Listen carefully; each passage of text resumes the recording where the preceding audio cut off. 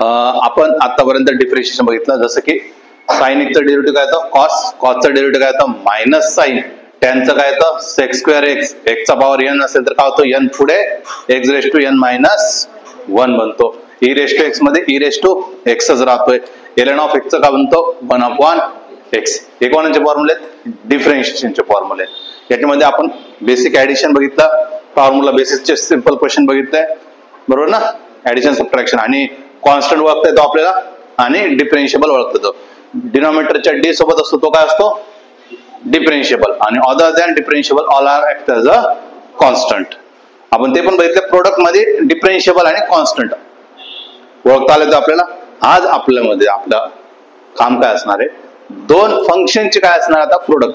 दोन फंक्शनचे काय आतापर्यंत बघितलं ऍडिशन सबट्रॅक्शन. आता काय बघतो आपण दोन फंक्शनचे प्रोडक्ट आणि त्याच्यानंतर काय बघणार आपण डिव्हिजन्स आणि तुमच्या एक्झामला इंटिग्रेशन पर्यंत कम्प्लीट राहील.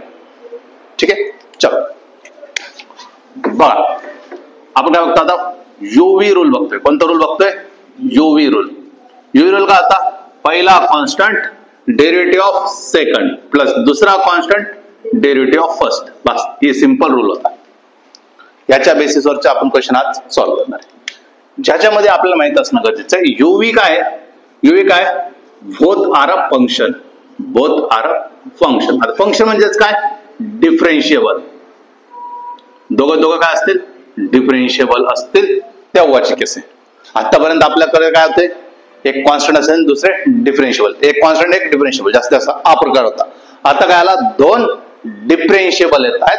त्या केस मध्ये आपल्याला काय यूज करणं गरजेचं आहे यूव्ही रूल यूज करणं गरजेचं पडतं. ओके आपल्याला डिफरेन्शिएबल प्रत्येक वेळेस एक्सच असेल का.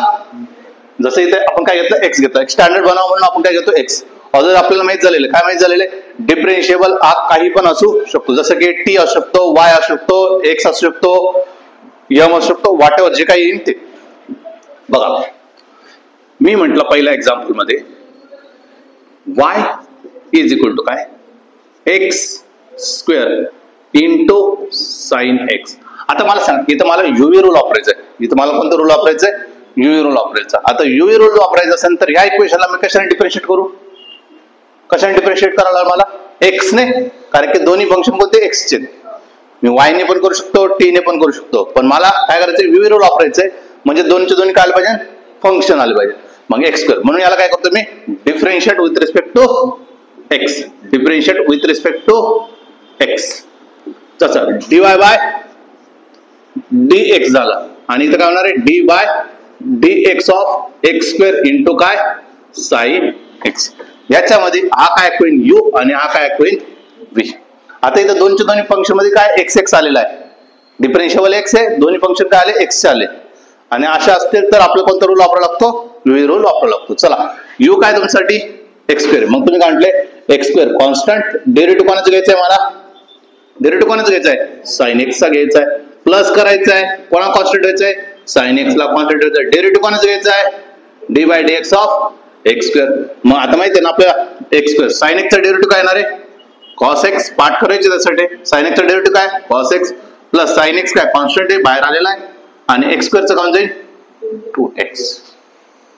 समजलं. अजून बघूया जर मी सेकंड एक्झाम्पल मध्ये दिसतंय ना मी असं म्हटलं y बरोबर काय T square into cos T असं आपल्यासाठी T square into cos T. आता मला सांग कोणासोबत डिफरेन्शिएट करू डिफरेन्शिएट विथ रिस्पेक्ट टू काय करू टी करावं लागेल. का बरं कारण की मला यूव्ही रूल वापरायचा आहे. मी दुसरं घेतलं असतं सगळे काय झालं असते कॉन्स्टंट आणि कॉन्स्टंटचा डेरिव्हेटिव्ह काय तो 0 म्हणून आपण काय करतो मला इथे यूव्ही रूल वापरायचा आहे.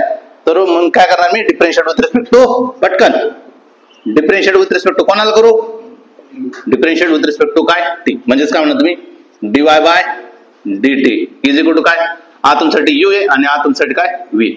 मग यू कॉन्स्टंट म्हणजे T square D by D T of cos T plus cos T constant D by D T of T square.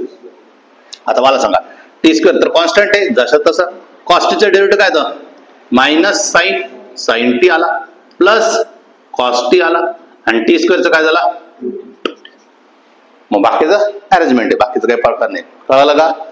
असं काही कंपल्सरी नाहीये की तुम्हाला हेच असणं अपेक्षित आहे. तिसरं, जसं मी म्हटलं, suppose Y X is equal काय, एक्स इज इक्वल काय, वाय स्क्वेअर साइन वाय आणि कॉस वाय असं काहीतरी फंक्शन आहे. साइन वाय आणि कॉस. आता डिफरन्शिएट कोणा सोबत करू मी? डिफरन्शिएट विथ रिस्पेक्ट टू काय करावं मला? वाय करावं. Differentiate with respect to Y म्हणजेच काय? dx upon dy. बरोबर की नाही? आता काय करा मला? dx upon dy. काय म्हणणार तुम्ही? साइन वाय ला काय करणार? कॉन्स्टंट. डेरिव्हेटिव्ह कोणाचं घेणार? कोणाचं? कॉस वायचं. प्लस कॉस वायला काय ठेवणार? कॉन्स्टंट. कोणाचं डेरिव्हेटिव्ह घेणार? साइन वायचं. चला, साइन वाय तर कॉन्स्टंट आहे. कॉस वायचं डेरिव्हेटिव्ह काय? Minus sine y plus cos y जशाच तसं. साइन वायचं डेरिव्हेटिव्ह कॉस वाय. चला, sine into sine, sine square y minus sine square y plus काय? Cos square y. आणि तुम्ही जर म्हटलं, म्हणजे एक एक्झाम्पल असं बनलं, cos square y minus sine square y. हा कोणाच फॉर्म्युला होता आठवतं का? कोणाचं expansion? Cos square theta plus sine square theta, cos 2 theta. Actually मध्ये काय आहे? कॉस 2 थिटा होता. फॉर्म्युला तुम्हाला ऑन द स्पॉट आठवलं. हे एक्झाम्पल असंच तयार झालं म्हणून झालं ते. चौथं एक्झाम्पल, जर मी म्हटलं असतं सपोज एक्स बरोबर काय, एक्स बरोबर काय, T square into tan Y tan T. कोणासोबत डिफरन्शिएट करू? कोणासोबत करायचं differentiate? Differentiate with respect to म्हणजेच काय रे? dx upon dt. काय? d बाय पहिल्यांदा काय करणार? तुम्ही टी स्क्वेअर कॉमन काढणार आणि नंतर काय म्हणणार तुम्ही? कोणाचं डेरिव्हेटिव्ह घेणार? d by dt of tan t plus कोणाला कॉन्स्टंट ठेवणार? tan t ला कॉन्स्टंट करणार d by dt of T square. कळालं? आता बघा मग टी स्क्वेअर जशाच तसं. tan t चं डेरिव्हेटिव्ह काय होतं? Sec square T plus tan t जशाच तसं. आणि 2t चं काउंट जाईल, टी स्क्वेअरचं काउंट जाईल 2. काय डाऊट आहे? समजलं? 5वं एक्झाम्पल दिसतं का इथं? म्हणजे 6 एक्झाम्पल करून येऊ. समजलं का आता हे काय चाललंय? युवी रूल कधी वापरायचा? जेव्हा माझ्याजवळ काय असतील? 2 फंक्शन असतील. जेव्हा दोन्ही फंक्शन असतात, दोन्ही डिफरन्शिएबल असतील, तर आपलं कोणतं रूल वापरायचा आहे? युवी रूल वापरायचा आहे. ठीक आहे?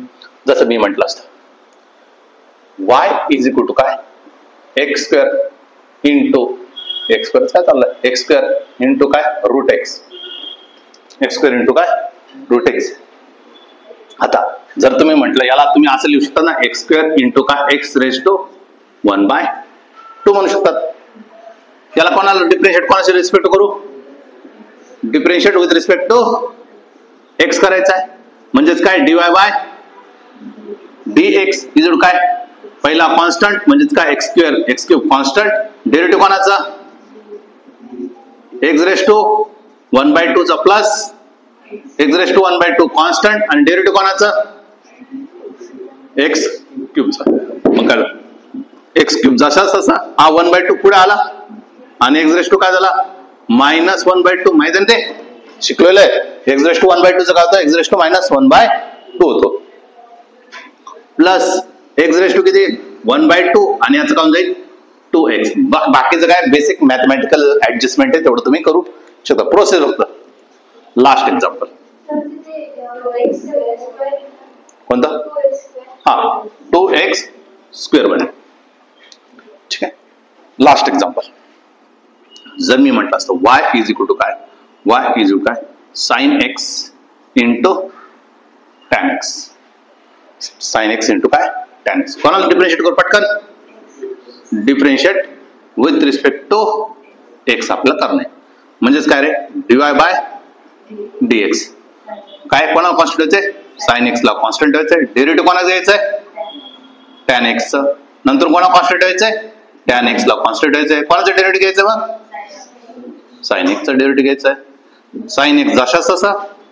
tan x चं डेरिव्हेटिव्ह काय येणार आहे? सेक स्क्वेअर x बनणार आहे. प्लस tan x जशाच तसा.